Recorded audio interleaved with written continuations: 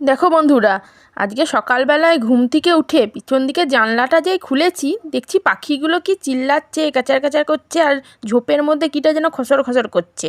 ওরা আমি তো ডাউট করেছি নিশ্চয়ই সাপই হবে, কিন্তু বুঝতে পারিনি যে দুটো সাপ। আমি ভাবছি মানে একটা সাপ। দেখো, একটা ঢ্যামনা হলুদ রঙের আর একটা কালো কুচকুচে। দেখো, এই কালো কুচকুচেটা কী সাপ তোমরা একটু ভালো করে দেখে বলবে তো। আমরা না ঠিক বুঝতে পারছি না। আমার বাবা বলছে মনে হয় খরিস সাপ হতে পারে বা ঢ্যামনাও হতে পারে। তো তোমরা ভালো করে দেখে বলো তো কী, মানে কী সাপ, বুঝতে পারছো না কি? তো এত বাবা, কালো সাপটাকে দেখেই তো ভয় লাগছে। একেবারে কালো কুচকুচে, মানে একদম লড়াই করেই যাচ্ছে দুজন মিলে। আর এরকম লড়াই করা মানে সাপড়া করলে সেটা দেখা নাকি ভালো, আমি শুনেছি। তো আমি তো সকালবেলায় ঘুম থেকে উঠেই দেখলাম, ভালো কি হবে আজকে জানি না।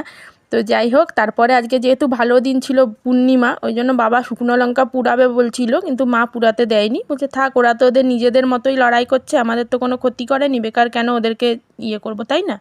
এখন যেহেতু বর্ষাকাল, এখন তো সাপ দেখাই যাবে। তো তোমরা ভালো করে দেখে জানিও তো এটা কী।